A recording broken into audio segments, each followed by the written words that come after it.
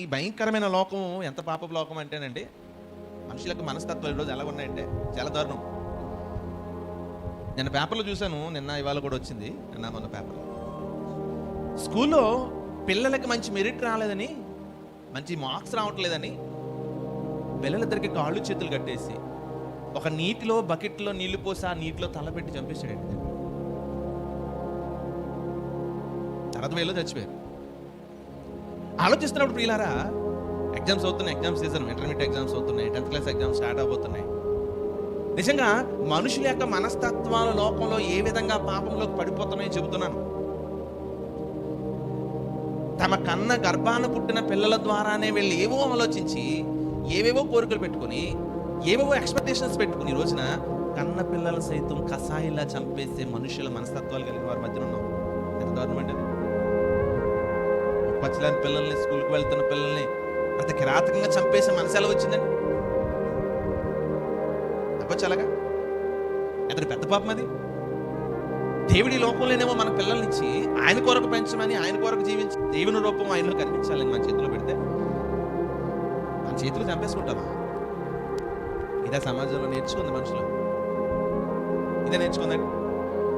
వాడి చిన్న వయసులో వాడికి జ్ఞానం ఏంటి, వాడు ఎంత జ్ఞానంతో ఉండగలడు, ఎంత తెలివితో ఉండగలడు, ఎంత వివేచనతో ఉండగలడు, ఎంత జ్ఞాపకశక్తితో ఉండగలడు, వాళ్ళు ఎలా దేవుల్లో నడిపించాలి, లేదా ఎలా సమాజంలో గొప్ప వాళ్ళని చేయాలి అని అనుకుంటే కాబట్టి చదువు ఒకటే సమాజంలో గొప్ప చేయదండి. ఈరోజు చదువు ఒకటే మనుషులు సమాజంలో గొప్ప తీసుకురాదు. చదువు అవసరమే, చాలా అవసరం. నేటి మారుతున్న కాలానికండి చదువు చాలా అవసరం. ఆ పూర్వీకుల 30 సంవత్సరాల క్రితం అంత చదువులు లేవు, అందుకే ఈ రోజుకి చాలా విషయాలు మనకు అర్థం కావు. కానీ ఈరోజు చదువు అవసరం. ఆ చదువు వాడికి ఎలా చెబితే అర్థమవుతుంది, ఎలా చెబితే వాడు వింటాడు, ఎలా చెబితే వాడు ఆలోచిస్తాడు అనే ఆలోచన కనీసం చేయకుండా మనం ఏదనుకున్నాం అది వాడి బుర్రల మీద బుద్ధి వాడు చేయలేకపోతే చంపడానికి కూడా సిద్ధపడ్డాం. నిజంగా చాలా పెద్ద ఏమంటే పాపం. చనిపోయిన వాళ్ళు దేవుడు ఊరికి విడిచిపెట్టాడు ఊరికి నుంచి. ఎందుకంటే నీకు చేతిలారా నీకు 2 పిల్లల్ని ఇచ్చింది, వాళ్ళని కోపంలోనూ నాలోనూ ప్రయోజనం చేయాలని దేవుడి కోరిక. అందుకే మనుషులు రోజు రోజుకి నండి కాలానుగుణంగా ఎలాంటి భయంకరమైన ఆలోచనలకు వెళ్ళిపోతున్నాడో నిజంగా చూస్తుంటే భయం వేస్తున్నాడు. నిజంగా ఏంటి ఇలా మారిపోయారు మనుషులు, ఏంటి మారిపోయారు ఇలా? చదువు అవసరం, అవసరానికి తగ్గట్టు చదువు వాళ్ళకి నేర్పించాలి.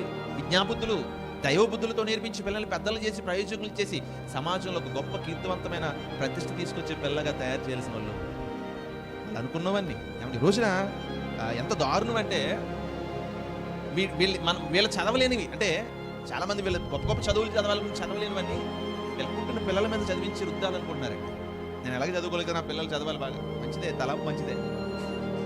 మరి దానికోసం ఏం చేస్తున్నాను? మరి ఎంత మోయగలడు అంతే మోయగలడు, మరి ఎంత చదవగలడు అంతే చదవగలడు, వాడి జ్ఞానం ఎంత ఉందో అంతే ఉంటుంది. దాన్ని షైన్ చేయాలి, దాని బుద్ధిని ఇంకా సాన పెట్టాలి, అప్పుడు ప్రయోజక దొరకాలి.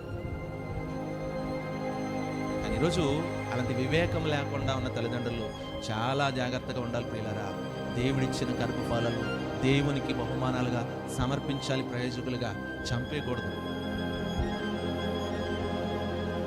నువ్వు నీ పిల్లలు సరిగా చదువుకోలేకపోతున్నారు, వీళ్ళు అలాగనే చదివించాలి, దేవుడి మీద ఆధారపడి దేవుని మీద ఏమండి నిలబడి వీళ్ళని గొప్ప వాళ్ళు చేయాలని ఒక విశ్వాసం నీలో ఉంటే నువ్వు చదివించవసరం లేదండి.